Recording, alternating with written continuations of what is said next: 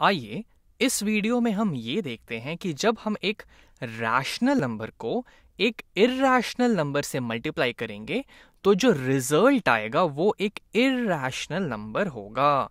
यानी कि इस बात को यहाँ लिखते हैं, एक रैशनल वैल्यू कुछ हो हमारे पास, उसको हम मल्टीप्लाई करें एक दूसरे इर्रैशनल वैल्यू से। इर्रैशनल IRRATIRATIONAL, एक इरेशनल वैल्यू से, तो जो हमें यहाँ पे रिजल्ट मिलेगा, जो ये प्रोडक्ट होगा, वो एक इरेशनल वैल्यू ही होगी। वो एक इरेशनल वैल्यू होगी। ये चीज़ हम इस वीडियो में देखते हैं। अब इसको प्रूफ हम कैसे करें, इसको कैसे सोचें, तो चलिए इसको हम प्रूफ बाय कॉन्ट्राडिक्शन से समझते हैं। यानी कि हम ये अज्यूम करते हैं कि चलो भाई ठीक है, ये चीज़ हम नहीं मानते हैं, हम इसका उल्टा अज्यूम कर लेते हैं कि चलो ठीक है, ऐसा हम कुछ अज्यूम कर लें, ये चीज़ हम अज्यूम कर लें कि जो रैशनल नंबर है, जो यहाँ पे रैशनल नंबर हमें मिलेगा, रैशनल नंबर और इरेशनल नंबर का जो प्रोडक्ट हम लेंगे उसके साथ, इरेशनल नंबर का जो प्रोडक्ट लेंगे, तो जो यहाँ पे रिजल्ट आएगा हमें, वो एक रैशनल वैल्यू हो जाएगी। वो एक रैशनल वैल्यू हो जाएगी। चलिए ये बात हम मान लेते हैं कि चलो ठीक है, तुमने जो कहा हो सकता है सही है, नहीं है, लेकिन हम उसका उल्टा अज्यूम कर लेते हैं कि ये रैशनल है। अब अगर ये बात सही हो गई तो फिर ठीक है, ये स्टेटमेंट गलत हो जाएगा। लेकिन अगर ये अजम्पशन हमारा गलत हो गया, हमने जो ये माना है अगर ये गलत हो गया, तो इसका मतलब ये होगा कि ये जो दिया हुआ स्टेटमेंट है यहाँ पे, इसे सही होना पड़ेगा। तो चलिए एक रैशनल नंबर अज्यूम कर लेते हैं। अब रैशनल नंबर इन दो इंटीजर्स का रेशियो होता है, तो हम एक रैशनल नंबर यहाँ ले लेते हैं कुछ a/b, जहाँ पे a और b दोनों जो है वो इंटीजर्स हैं। इंटीजर्स को कभी कभी z से भी डिनोट किया जाता है।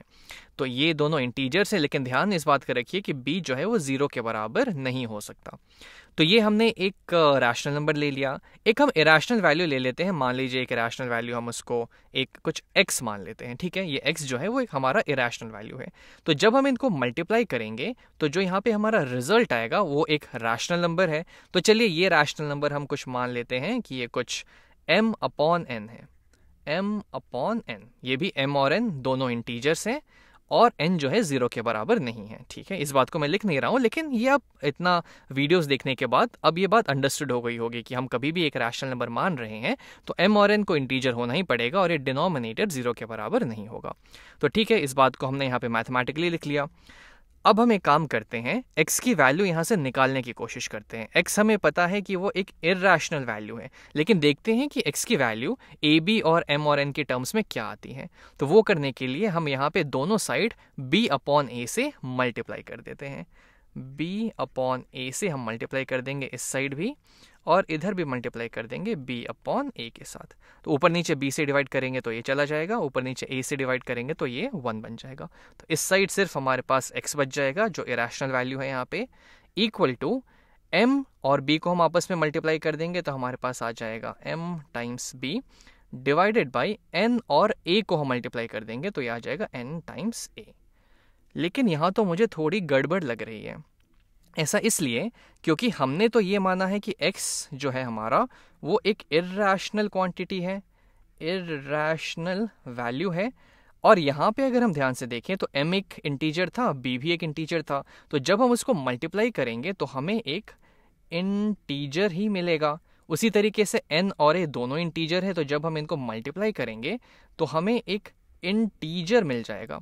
अब दो इंटीजर्स का जो रेशियो होता है वो तो एक रैशनल नंबर होता है, यानी कि ये जो हमें यहाँ पे मिला ये तो एक रैशनल नंबर मिल गया है। तो यानी कि ये चीज़ तो गड़बड़ हो गई है जो हमने यहाँ पे अज्यूम किया था, क्योंकि इसी चीज़ को मान के तो हम आगे सॉल्व कर दे गए और ये चीज़ हमें मिल गई कि इरेशनल और रैशनल आपस में बराबर हैं। लेकिन ये कैसे पॉसिबल हो सकता है? इसीलिए हमारा ये जो अजम्पशन है ये गलत है। अब अगर ये गलत है तो फिर सही चीज़ क्या होगी? इसका उल्टा, यानी कि ये बात जो हमने यहाँ पे लिखा था।